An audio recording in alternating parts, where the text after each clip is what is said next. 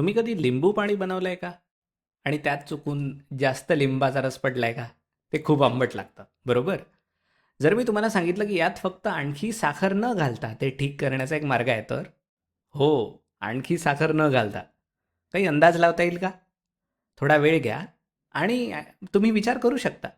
तुमच्यापैकी काहींनी कदाचित ओळखलं असेल की आपण लिंबू पाण्यामध्ये बेकिंग सोडा घालू शकतो आणि त्याचा आंबटपणा कमी करू शकतो.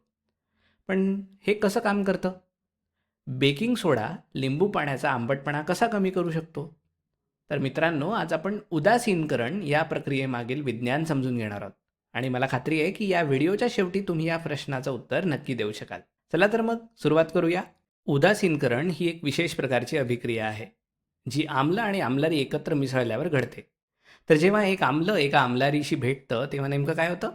एकदम सोपं आहे. आम्ल आणि आम्लारी यांची अभिक्रिया होऊन क्षार आणि पाणी तयार होतं. अगदी बरोबर. आम्ल अधिक आम्लारी आपल्याला क्षार आणि पाणी देतात. आणि या संपूर्ण प्रक्रियेला उदासीनकरण अभिक्रिया असं म्हणतात. पण याला असं का म्हणतात? तर जेव्हा आम्ल आणि आम्लारी एकत्र येतात तेव्हा ते एकमेकांचे गुणधर्म नष्ट करतात. याचा परिणाम काय होतो? तर एक नवीन पदार्थ तयार होतो, म्हणजेच क्षार, जो आम्लधर्मीही नसतो आणि आम्लारी धर्मीही नसतो. आणि आपण त्याला उदासीन पदार्थ म्हणतो. आणि इथे आणखी एक मनोरंजक गोष्ट आहे. या अभिक्रियेत थोडी उष्णता देखील बाहेर पडते. आता आपण उदासीनकरण अभिक्रियेची काही उदाहरणं पाहूया. जेव्हा हायड्रोक्लोरिक आम्ल हे सोडियम हायड्रॉक्साईड बरोबर अभिक्रिया करतं तेव्हा काय होतं ते पाहू.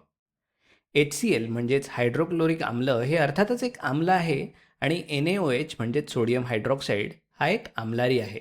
जेव्हा हे दोन एकमेकांमध्ये मिसळतात तेव्हा काय होतं? एक मनोरंजक गोष्ट घडते.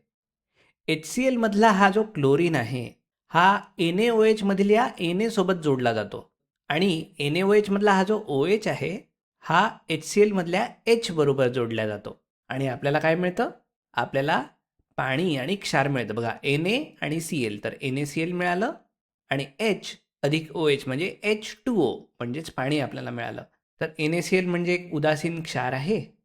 तो आम्लधर्मीही नसतो आणि आम्लारी धर्मीही नसतो आणि सोबत पाणी तयार होते. आता आपण दुसरं एक उदाहरण पाहूया. सल्फ्युरिक आम्ल आणि सोडियम हायड्रॉक्साईड यांची अभिक्रिया. H2SO4, ज्याला सल्फ्युरिक आम्ल म्हणून ओळखलं जातं, ते एक आम्ल आहे आणि आधीच्याच प्रमाणे आपण पुन्हा सोडियम हायड्रॉक्साईड घेत आहोत, म्हणजेच NaOH, जो एक आम्लारी आहे. जेव्हा या दोघांची अभिक्रिया होते तेव्हा ते सोडियम सल्फेट तयार करतात, जो आणखी एक उदासीन क्षार आहे. सोडियम सल्फेट हा एक उदासीन क्षार का आहे? कारण तो आम्लधर्मीही नाही आणि आम्लारीधर्मीही नाही आणि या प्रक्रियेत पाणी देखील तयार होते. ही उदासीनकरण अभिक्रियेची फक्त 2 उदाहरणे आहेत, जिथे एक आम्ल आणि एक आम्लारी एकमेकांसोबत अभिक्रिया करतात किंवा आपण असं म्हणू शकतो की ते एकमेकांचे गुणधर्म नष्ट करून उदासीन क्षार आणि पाणी तयार करतात.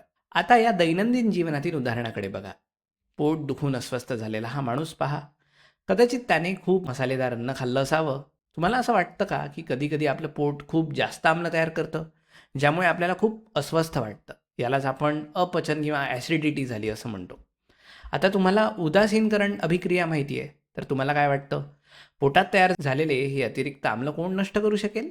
होय, तो एक आम्लारी आहे आणि बरं वाटण्यासाठी आपण अँटासिड घेतो, जे पोटातील अतिरिक्त आम्लाचे उदासीनकरण करते आणि आपल्याला आराम मिळतो. तुम्हाला कधी मुंगी चावली आहे का? ही काही चांगली गोष्ट नाही, बरोबर? अजिबात नाही. ते खूप वेदनादायक असतं. आता या वेदना कशामुळे होतात? कारण ही मुंगी तुमच्या त्वचेमध्ये थोडेसे फॉर्मिक आम्ल सोडते. पण काळजी करू नका. आपण उदासीनकरण अभिक्रिया शिकलो आहोत. आपल्याला माहिती आहे की आम्लारीच्या मदतीने आपण आम्लाचा प्रभाव कसा नष्ट करायचा. पण हा आम्लारी कोणत्या रूपात वापरायचा? आपल्याकडे बेकिंग सोडा आहे. बेकिंग सोडा चोळल्याने त्या आम्लाचे उदासीनकरण होते आणि आपल्याला वेदनांपासून आराम मिळतो. तर इथे बेकिंग सोडा हा एक आम्लारी आहे, जो उदासीनकरण अभिक्रियेद्वारे फॉर्मिक आम्लाचा प्रभाव नष्ट करतो आणि आपल्याला आराम देतो. ठीक आहे. आता हे काय आहे? तर हे आपल्याला सांडपाणी सोडणाऱ्या कारखान्यासारखं दिसतंय. कारखाने सतत आम्लयुक्त कचरा सोडत असतात, ज्यामुळे नदीतील मासे आणि वनस्पतींना हानी पोचू शकते. मग अशा वेळी आपण काय करायला हवं? आता आपल्याला उदासीनकरण अभिक्रियेबद्दल माहिती आहे, तर आपल्याला माहिती आहे की जर आपण त्यात आम्लारी मिसळला तर तो आम्लाचा प्रभाव नष्ट करू शकतो. अगदी बरोबर. म्हणूनच उद्योगधंदे हे पाणी निसर्गात सोडण्यापूर्वी प्रथम त्यावर आमलारीची प्रक्रिया करतात जेणेकरून आपलं पर्यावरण सुरक्षित राहील. पहा, हा उदासीनकरण अभिक्रियेचा आणखी एक महत्त्वाचा उपयोग आहे. आता आपण उदासीनकरण अभिक्रियेबद्दल खूप काही शिकलेलो आहोत. तर चला आपण जिथून सुरुवात केली होती तिथे परत जाऊया. म्हणजेच आपल्या लिंबू पाण्याच्या उदाहरणाकडे. तर जेव्हा आपण खूप आंबट झालेल्या लिंबू पाण्यात बेकिंग सोडा घालतो, तेव्हा काय होतं? लिंबाच्या रसामधील आम्ल हे बेकिंग सोड्यामधील आम्लारीसोबत अभिक्रिया करते. आणि ही कोणती अभिक्रिया आहे? होय, ही उदासीनकरण अभिक्रिया आहे. लिंबाच्या रसामधील आम्ल हे बेकिंग सोड्यामधील आम्लारीशी अभिक्रिया करून काही क्षार देते जे उदासीन असतात आणि त्यासोबत थोडे पाणी मिळते. या उदासीनकरणामुळे लिंबू पाण्याचा आंबटपणा कमी होतो आणि त्याची चव अगदी योग्य संतुलित होते, जेणेकरून आपण ते पिऊ शकू. आता तुम्हाला उदासीनकरण अभिक्रियेबद्दल इतके काही माहीत झालेलं आहे, तर तुमच्यासाठी एक आव्हान आहे. तुम्ही अशा एखाद्या रोजच्या जीवनातील परिस्थितीचा विचार करू शकता की जिथे उदासीनकरण मदत करू शकेल. अशी कोणतीही दुसरी परिस्थिती शोधा जिथे उदासीनकरणाचा उपयोग होऊ शकेल.